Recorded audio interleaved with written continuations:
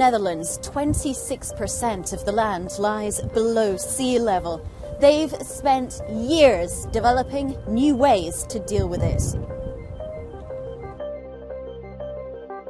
In the city of Rotterdam, look just below those tower blocks and you'll see a model that can rise and fall with the water, making it impossible to flood.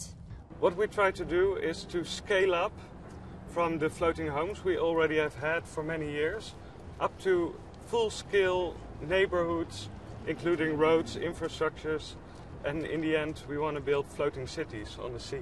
It's an incredible dream. Is it a realistic one? I think it is realistic in terms of technology, but it's also imperative that we develop this technology. This whole pavilion is built on one material, polystyrene.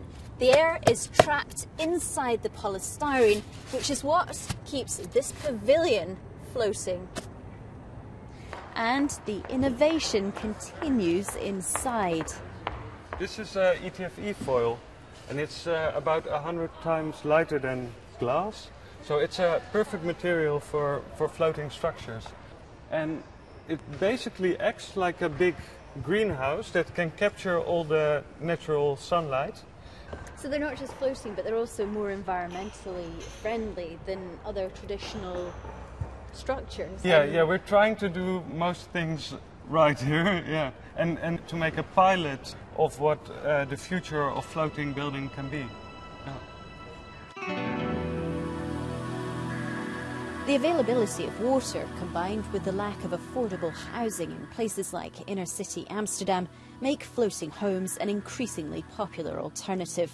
But does living on the water make environmental sense? We've come to visit two new residents.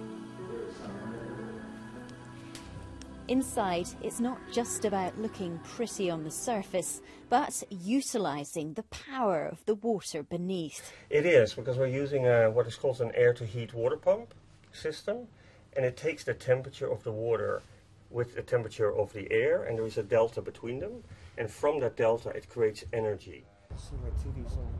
Upstairs, the designer tells us he believes people must invest in water-based living. It is estimated that in 2025, almost half of the world population will be living in the delta regions, which are under the hazard of floodings.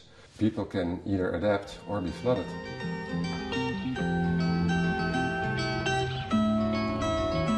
Here in Delft, they're in the process of building a model village on the water.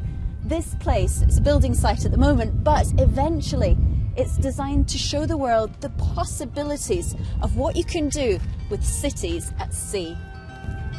The Netherlands, though, of course, is a relatively rich Western nation which can afford to invest in this kind of floating technology. What about other countries, other cities like Manila and Jakarta? Could they really afford this floating technology? Yeah, I think those are the places that can benefit the most.